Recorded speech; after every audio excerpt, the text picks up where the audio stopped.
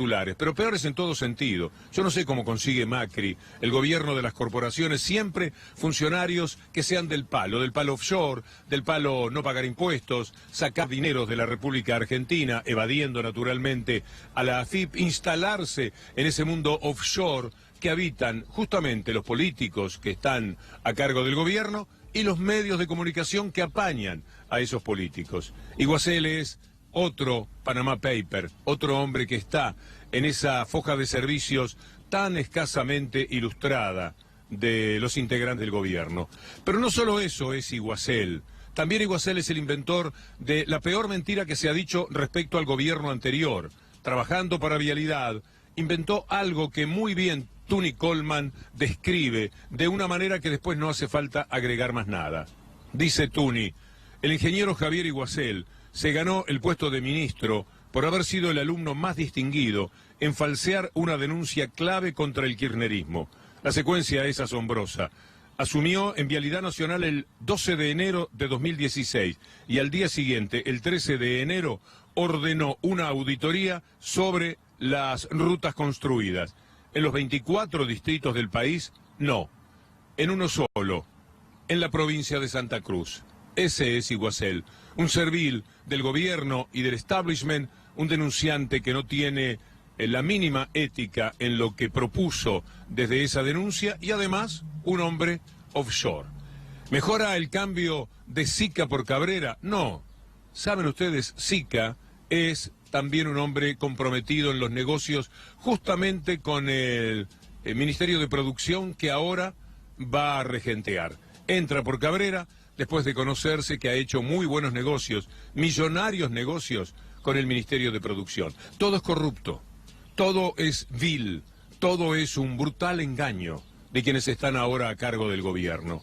Pero esto viene de antes, incluso de las elecciones, cuando estaban financiando su campaña. Sobre todo la campaña de la provincia de Buenos Aires, la que incumbe a Ocaña, la que tiene que ver con Esteban Bullrich. ¿Saben de dónde sacaban el dinero? Supuestamente. De los pobres, que ellos tomaban de los datos de ANSES, para eso querían los datos, para lavar dinero, para blanquear dinero que después lo metían como parte de la campaña. Y recurrieron a las personas más pobres para hacer creer que ellos eran los aportantes. Una investigación formidable de nuestro colega Juan Amorín, uno de los periodistas del año para El Destape, permite destapar esta historia tenebrosa del gobierno antes de serlo. Quería saber si vos habías puesto 250 pesos para la campaña de Cambiemos el año pasado. No, sabes que no, nada que ver, no. Yo estaba en el Ellas Hacen, ahora es Hacemos Futuro y aparte cobro el salario familiar. Yo no sé si esto es como para que blanqueen plata a ellos y ponen nuestros nombres, no, o sea, no sé, ¿viste? Yo tengo acá que vos aportaste 350 pesos a la campaña de Graciela Ocaña, de Cambiemos, y 350 pesos a la campaña de Esteban Bullrich, de Cambiemos. ¿Esto es así? No es así. Esto fue toda una mentira porque a mí me hicieron firmar un papel para poder tener una tarjeta de alimento. Nuestros colegas quisieron saber algo respecto a lo que Ocaña tiene que ver con esta historia. Ocaña, justamente, una especie de reina de la transparencia. Nunca se le creyó. Las denuncias que ha hecho en general han sido una auténtica vergüenza. Pero posa de denunciante, posa de persona que busca la verdad y busca que los funcionarios públicos sean éticos. Vean ustedes lo que pasó con este llamado que le hicieron a Graciela Ocaña. Hola. Sí, diputado Ocaña. Sí. ¿Cómo le va? Lucas Martínez, periodista del Destape, le habla. ¿Cómo anda? Bien, ocupada en este momento. Le hago brevemente... En la reunión. No me hagas porque no estoy ocupada. Hay un listado extenso de nombres que figuran como aportantes de la campaña de Cambiemos en la que usted fue electa diputada nacional y hablamos con ellos y ellos no están al tanto de haber sido aportantes, no lo fueron, son falsos aportantes y cobran algún tipo de beneficio social por lo que figura en algún listado de ANSES. ¿Cómo explica esto? Que hay Llama a mi despacho. porque hay una información... Diputada, ¿nos cortó? Ocaña cortando la llamada, Ocaña no pudiendo dar explicaciones, Ocaña, la misma de aquellas denuncias. Estamos muy contentos y bueno, traemos toda una agenda que tiene que ver con el control, que tiene que ver con la transparencia. Muy contentos de poder empezar a trabajar con gente de mucho prestigio, de todos los bloques, que hoy también se han incorporado a la Cámara y bueno, con una mirada muy propositiva para trabajar por la ciudad y fundamentalmente para los vecinos. Pero todo es tramposo, todo lo que han hecho, todo lo que viven, todo lo que ocultan además los medios de comunicación.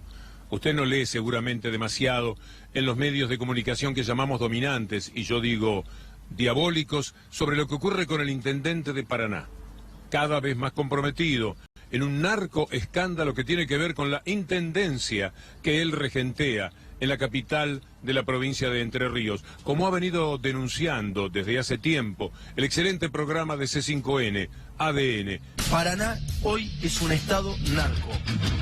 Lo era hace mucho, pero hoy ya lo sabe todo el mundo. Mauricio Macri apoya el municipio de Paraná. Demostrábamos hace un año la conversación de Pablo Hernández, un concejal de Cambiemos, con el narcotraficante más conocido de Entre Ríos. Narcotraficante más conocido de Entre Ríos. Y esta era la conversación. Pablo Hernández. Hola, querido amigo. El análisis digital te pega un garrotazo a vos, me pega a mí también, ¿viste? Ajá. Lo importante es guardarlo sin contestarle nada. Ajá. Él dice como que vos estás cargo de unidad 2. Ajá. Y que tenés un aliado, que es un concejal. Yo creo que no hay que contestar nada. A mí si me preguntan, yo me hace boludo, ¿verdad? A mí si me preguntan, yo ya no me voy a esconder mal. Le voy a decir que sí, viejo, ¿qué querés que haga? Yo a Barico no lo defiendo más, Pablo. Basta ya, Pablo, déjame romper la pelota, hermano. Déjame joder, yo le levanté la campaña y me tengo que estar con ella, pero basta. No, te que te Barico, déjame joder, boludo. Está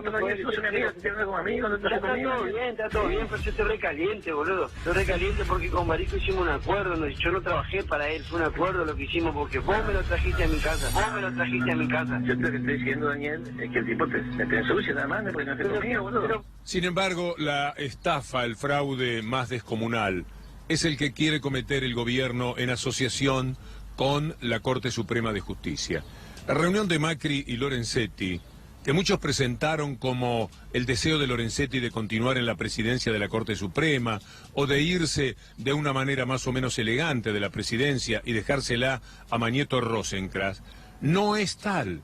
No fue por esto que se reunieron, sino por algo muy pero muy grave para los jubilados de todo el país. De lo que se trata es de conseguir que la Corte Suprema falle en contra de los jubilados en el cúmulo de denuncias que, por supuesto, dan la razón desde otros sectores de la justicia y en la denuncia de Fernández Pastor sobre lo que han hecho con los aumentos que correspondían para los jubilados. Toda una historia de mucho dolor para millones y millones de personas en la República Argentina, que el gobierno trata, a nombre del Fondo Monetario Internacional, evitar. Y le dice a Lorenzetti, no pueden fallar a favor de los jubilados, tienen que traicionar absolutamente todo, la peor de las traiciones que le están pidiendo a la Corte Suprema, más allá de aquella del 2x1. Pero además, cuando uno escucha lo de Trump en Estados Unidos y se pregunta quién votó a ese tipo que ha perdido a los chicos que separaba de los padres, aquellos padres que entraron a los Estados Unidos de una manera ilegal, le quitaban los chicos y los mandaban de vuelta. Los han perdido a los chicos. Entonces uno se pregunta quién vota a esta gente. Hay un perfil también del votante. Cambiemos debe tener una enorme adhesión de lo que llamamos los satisfechos del régimen.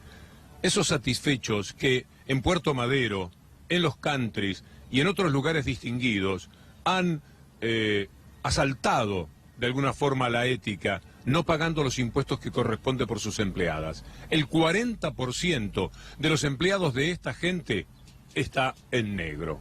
Y cuando uno mira todo esto, cuando advierte cuál es la moral de estas personas, dice cuánto se está perdiendo en la ética, en la moral, pero también en el dinero. ¿Saben ustedes, hablando de cuestiones estrictamente económicas, cuánto le costó a la Argentina tratar de mantener el dólar, pero fracasando?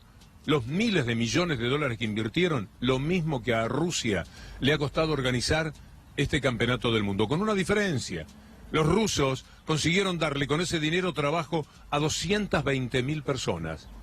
Cambiemos no ha logrado darle trabajo a una sola persona, más bien que muchísimos los han perdido, invirtiendo el mismo dinero que costó organizar el campeonato del mundo.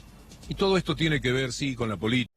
Uno piensa en Macri, en Quintana, que también está haciendo su lobby para que la Corte Suprema de Justicia le falle a favor del ingreso de Pharmacity en la provincia de Buenos Aires. Un negocio supermillonario. Pero todo esto se puede hacer solamente con el blindaje mediático, de quienes son además los cómplices. Cuando hablamos de offshore, cuando hablamos de Islas Caimán, de Islas Vírgenes y de Delaware, podemos hablar perfectamente de La Nación, de Clarín. Ellos son los que están embretados en toda esa historia. Y es por eso que el Papa Francisco ha dicho algo que ya no llama la atención a quien les habla, por supuesto, porque conocen ustedes las históricas denuncias que hemos hecho respecto a que no son estrictamente los políticos los que componen esta tragedia informática y económica que está viviendo la Argentina. Tiene que ver con los medios de comunicación. Palabra por palabra, lo que ustedes le van a escuchar al Papa de las últimas horas tiene un enorme valor. Atención Clarín, atención Magneto, atención La Nación, atención Zaguier. Per esempio pensiamo c'è una legge dei media di comunicazione, si cancella quella legge, si dà tutto l'apparecchio della comunicazione a una ditta, a una società che calunnia, dice delle falsità, indebolisce la vita democratica. Le dittature tutti hanno incominciato così, con adulterare la comunicazione. Así empezaron las dictaduras, dice el Papa. Y a veces uno teme que este sea el camino inexorable que quiera seguir Macri a nombre del gobierno de las corporaciones. Porque no van a querer soltar esto, y mucho menos rendir cuentas frente a la justicia, si es que algún día la justicia vuelve a ser lo que tiene que ser. El Papa habla con claridad de la ley de medios, que en la Argentina, saben ustedes, Macri borró de un plumazo con un decreto. Habla de las mentiras, de las infamias, de las calumnias de esos medios de comunicación. Habla de una sola empresa, por supuesto. Está refiriéndose al Grupo Clarín. Lo que dice bien claro y muy enfáticamente, no puede tener otro destinatario, por supuesto, que el Grupo Clarín. Y el Papa hace referencia además a ese dominio brutal que tienen sobre la sociedad y sobre la justicia. Siempre les decimos que están presos casi 30 personas, prisioneros políticos de este régimen, porque son los medios de comunicación. Es la gente de Magneto la que determina quiénes están presos en la Argentina. Basta decir que son kirchneristas, acusarlos de algo, como por ejemplo el personaje ese de Vialidad, para que ciertas personas estén presas, sin que haya condena de por medio, y muchísimas veces condenas que cuando se produzcan ni siquiera tendrían que promover la cárcel. Por ese motivo, entre esos presos políticos, cuyo primer nombre, el que más nos duele siempre, lo decimos, es el de Milagro Sala y sus compañeras presas políticas en Alto Comedero, pero también pasando por Debido, por un contador Kirchner, etcétera, llega a los nombres de Fabián de Sousa y Cristóbal López, los dueños de estos medios. Clarín siempre se queda con todo, y lo hace casi sin poner dinero. Lo que quieren es vaciar a esta empresa de contenido y después comprarla por chirolas.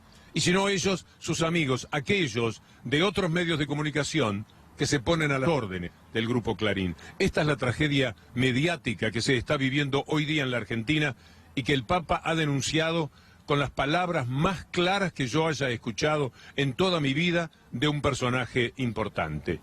Aníbal Fernández, que ahora es abogado de ambos, dice aquí cosas que usted tiene que escuchar, hay que prestarle atención, porque aquí están los argumentos de peso que demuestran la locura que significa que Clarín y Macri tengan presos a los dueños de C5N.